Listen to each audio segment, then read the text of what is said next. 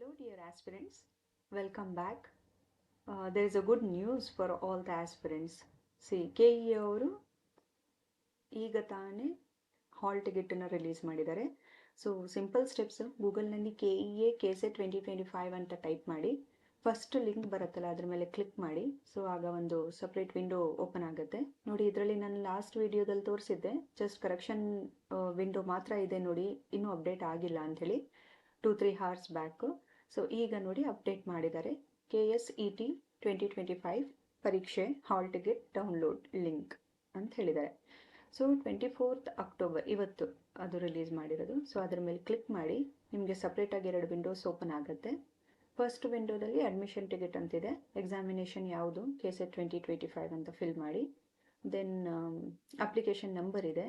So ನೀವು ಇದನ್ನು ಎಕ್ಸಾಮ್ಗೆ ಅಪ್ಲೈ ಮಾಡಿರ್ತೀರಲ್ಲ, ಆಗ ಒಂದು ಫೈನಲ್ ಸಬ್ಮಿಟ್ ಮಾಡಿ ಪ್ರಿಂಟ್ ತೆಗೆದಿಟ್ಟಿರ್ತೀರಲ್ಲ, ಅದರಲ್ಲಿದೆ ಅಪ್ಲಿಕೇಶನ್ ನಂಬರ್ ಮತ್ತು ಅಪ್ಲಿಕೆಂಟ್ ನೇಮ್. ಅದನ್ನೇ ಸೇಮ್ ಇಲ್ಲಿ ಸಬ್ಮಿಟ್ ಮಾಡಿದ್ರೆ, ಅಂದರೆ ಬರೀಬೇಕು.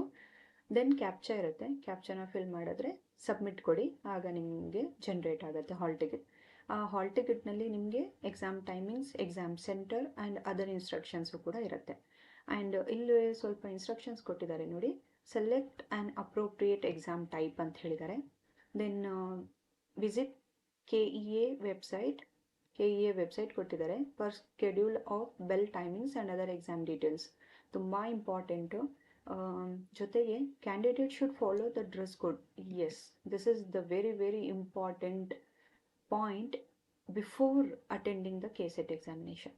ಸೊ ಇದರ ಮೇಲೆ ನಾನು ಸಪ್ರೇಟಾಗಿ ಒಂದು ವಿಡಿಯೋ ಮಾಡ್ತೀನಿ as soon as possible. So please dear aspirants, ಎಕ್ಸಾಮ್ಗೆ ಹೋಗೋಕ್ಕಿಂತ ಮುಂಚೆ ಡ್ರೆಸ್ ಕೋಡ್ ಬಗ್ಗೆ ತಿಳ್ಕೊಳ್ದೇ ಹೋಗಬೇಡಿ.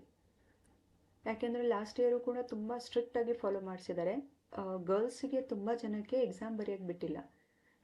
ಆರ್ನಮೆಂಟ್ಸ್ ಏನೂ ಇರಬಾರ್ದು, ರಿಂಗ್ಸ್ ಇರಬಾರ್ದು, ಕಿವಿನಲ್ಲಿ ಏನೂ ಹಾಕಿರಬಾರ್ದು, ಮತ್ತು ಬ್ಯಾಂಗಲ್ಸ್ ಹಾಕಬಾರ್ದು.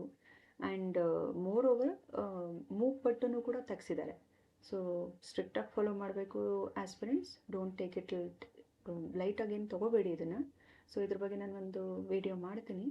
ಅಲ್ಲಿವರೆಗೆ ಈಗ ಸದ್ಯಕ್ಕೆ ಹಾಲ್ ಟಿಕೆಟ್ ರಿಲೀಸ್ ಆಗಿರೋದ್ರಿಂದ ನೀವು ಏನು ಪ್ರಿಪ್ರೇಷನ್ಸ್ ಇದೆ, ಹೊಸದಾಗಿ ಏನೂ ಪ್ರಿಪೇರ್ ಆಗೋಕ್ಕೆ ಹೋಗಬೇಡಿ. ಏನು ಆಲ್ರೆಡಿ ನೀವು ಪ್ರಿಪೇರ್ ಆಗಿದ್ದೀರಾ ಅದನ್ನೇ 1-2-3 ಟೈಮ್ಸ್ ರಿವೈಸ್ ಮಾಡಿ. ಅದು ನನ್ನ ಕಡೆಯಿಂದ ಒಂದು ಬೆಸ್ಟ್ ಸ್ಟ್ರಾಟಜಿ. ಅಂದರೆ ಈಗ ನೀವೇನು ಓದಿದ್ದೀರಾ ಅದನ್ನೇ ಮತ್ತೆ ಇನ್ನೊಂದ್ಸಲ ರಿವೈಸ್ ಮಾಡಿ. So all the best dear students, happy learning.